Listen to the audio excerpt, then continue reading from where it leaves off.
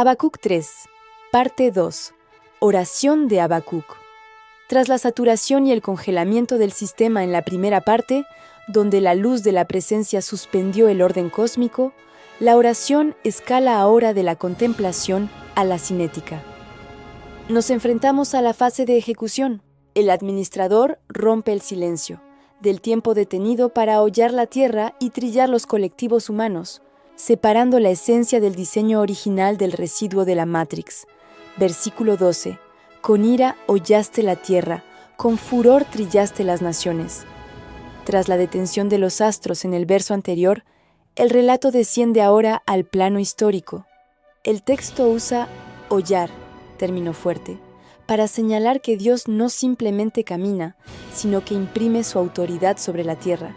No se trata de un desplazamiento ligero, sino de una acción soberana que reconfigura los equilibrios del mundo. La palabra ira aquí traduce za'am, que no es un arrebato emocional, sino un concepto judicial. Implica una indignación activa, el inicio de una sentencia que ya fue determinada. El juicio no es improvisado, es el cumplimiento de un proceso, ya declarado contra la soberbia de los sistemas humanos. Luego aparece la trilla.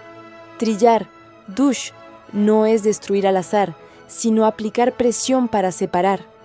Las naciones, no solo en sentido político, sino también como estructuras ideológicas, son sometidas a este proceso. Lo que es sustancia permanece, lo que es apariencia se desintegra. Esta es una operación de discernimiento, no de exterminio.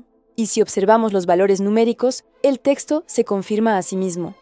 La raíz dush, trillar, tiene un valor de 310, idéntico al de yesh, que significa sustancia o lo que verdaderamente existe.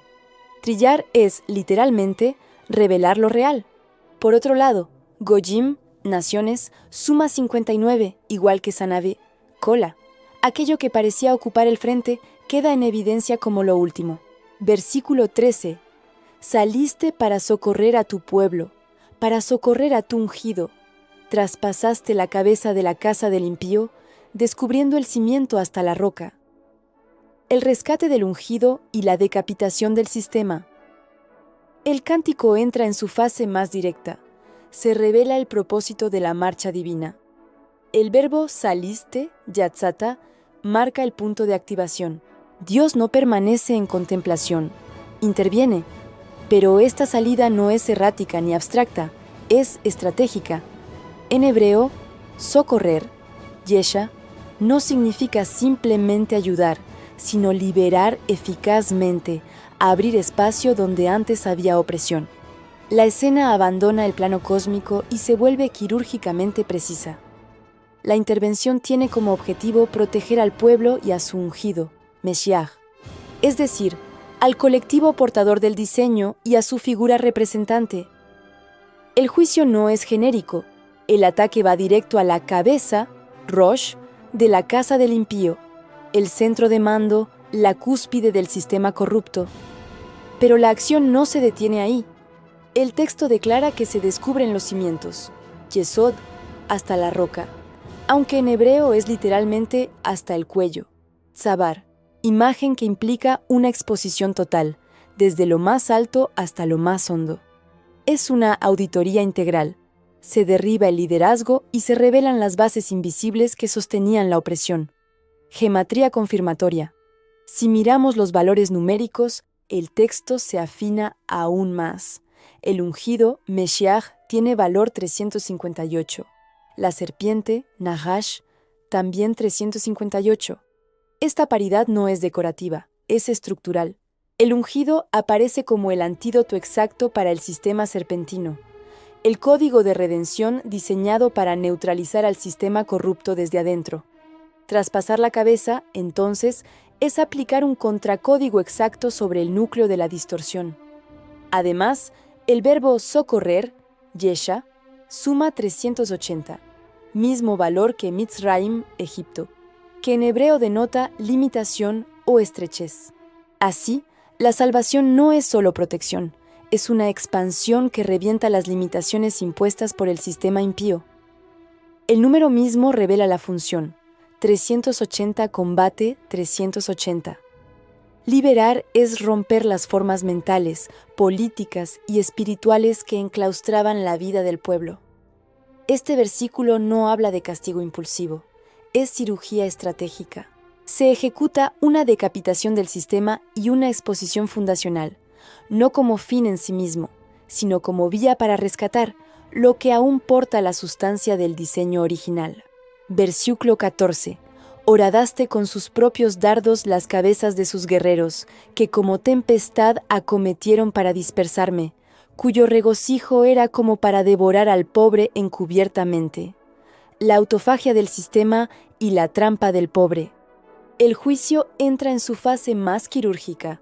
Tras derribar la cima del sistema impío, Bewantosates, el administrador despliega una inversión total.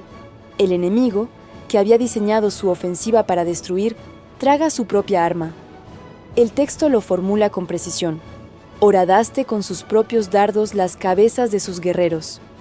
En la base léxica, dardos corresponde a sus varas báculos, matab de maté, emblemas de autoridad, liderazgo y control. Dios no introduce un arma externa, redirige la vara de mando del propio sistema para perforar, nakapta, la cabeza de sus comandantes. Es colapso desde dentro. El poder se revierte contra su propia jerarquía. La ofensiva enemiga se describe como tempestad, Sahar, violencia caótica con propósito de dispersar, Lehafitzeni, romper la unidad del justo. Su motivación queda expuesta: devorar al pobre encubiertamente. No solo violencia abierta, también depredación en la sombra, confirmación del sistema, la trampa del pobre, gematría, criterio, conteo consonántico simple, sin prefijos. El agresor percibe a Ani, pobre, como presa blanda, Ani igual a 130, el mismo valor que Sinai, montaña de la revelación, y Sulam, escalera de Jacob. Al intentar devorar al pobre, en realidad muerde densidad de revelación y alianza. El error es fatal.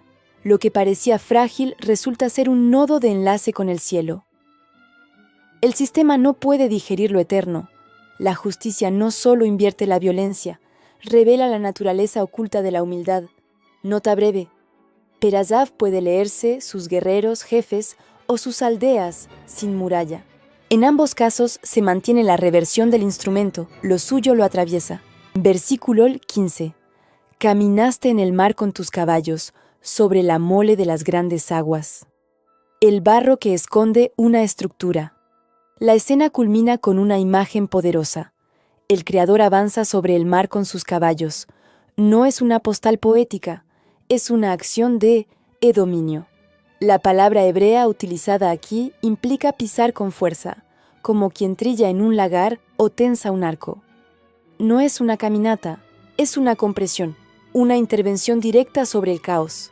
Ese mar no es solo agua, representa el subconsciente colectivo, lo oculto, el juicio sin forma. En la tradición hebrea, el mar es ese espacio denso, donde el pensamiento se diluye y las emociones toman el control. Pero aquí, esa inmensidad desbordada queda bajo los pies del que domina la historia. Dios no avanza solo, lo hace con sus caballos. No se trata de animales salvajes, sino de vectores de fuerza perfectamente dirigidos. La clave está en que estos caballos no simbolizan impulso ciego, sino instinto gobernado, energía alineada.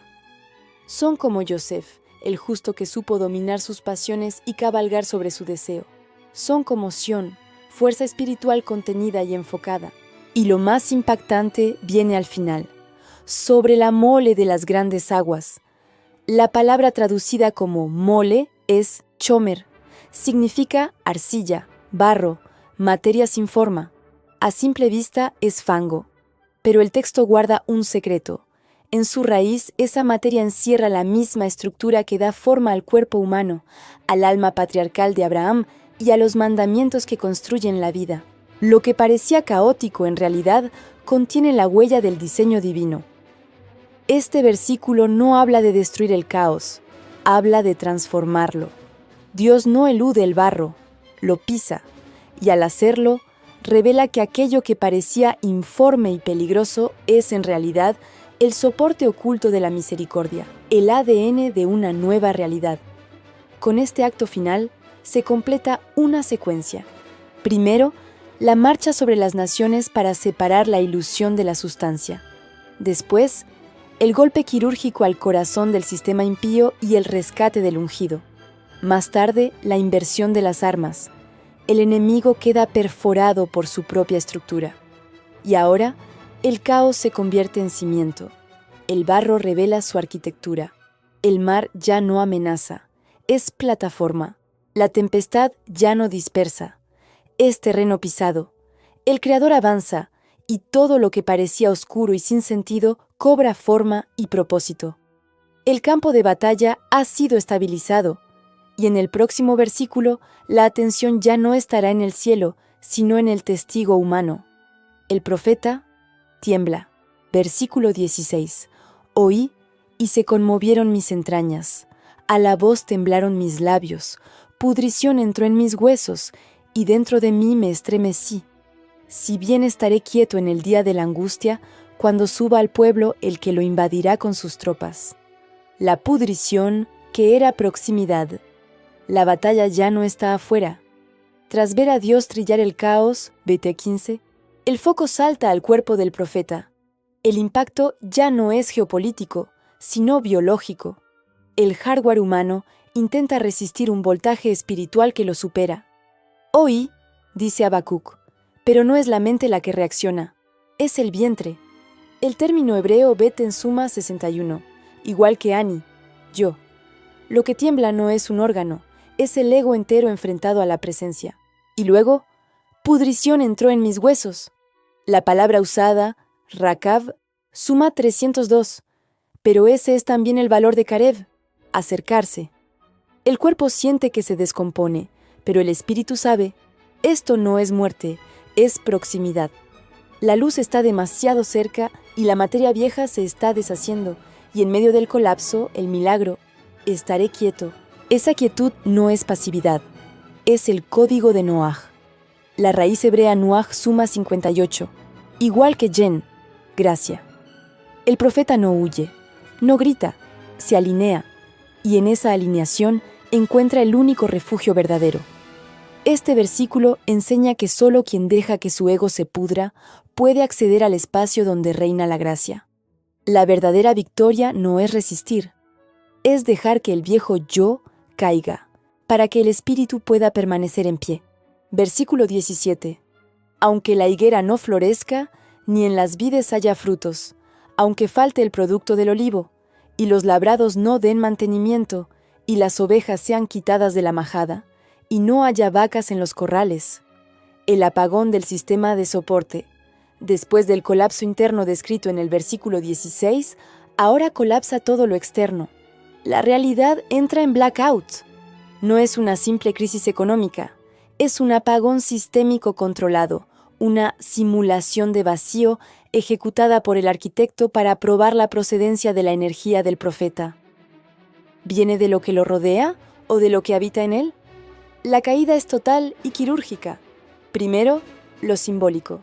La higuera no florece. Cae la cobertura. Como en el Edén, donde se usaron hojas de higuera para esconder la vergüenza, aquí se retiran las máscaras.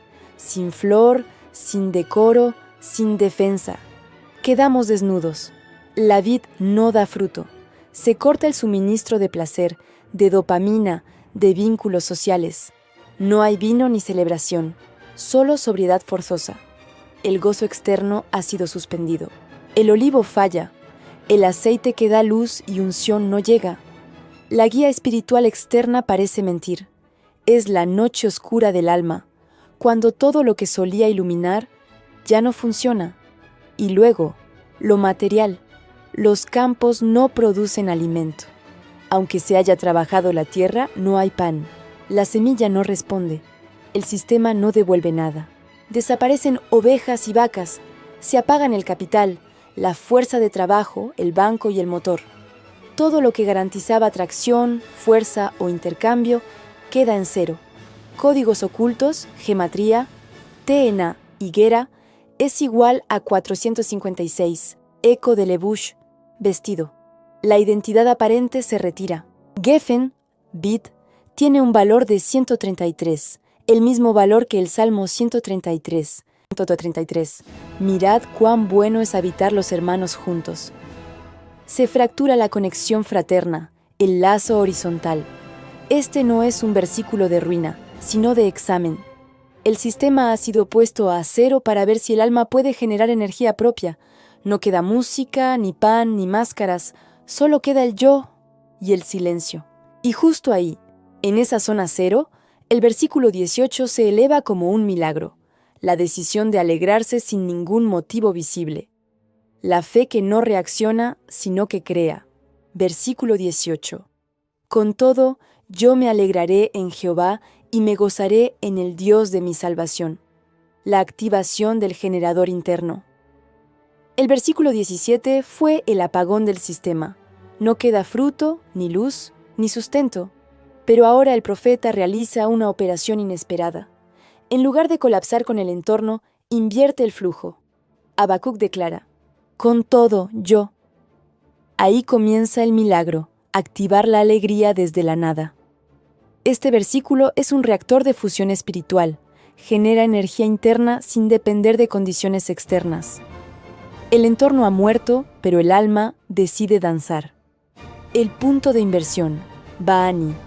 El profeta se desacopla del sistema caído. Ba'ani, pero yo, marca una singularidad. Mi destino ya no está ligado al clima externo. Este gesto no es caprichoso. Su valor, 67, corresponde a Biná, entendimiento. El profeta comprende que el caos tiene una estructura y se alinea con una fuente superior. La activación del gozo, Elosá y Ágila. No hay un solo verbo de alegría, sino dos.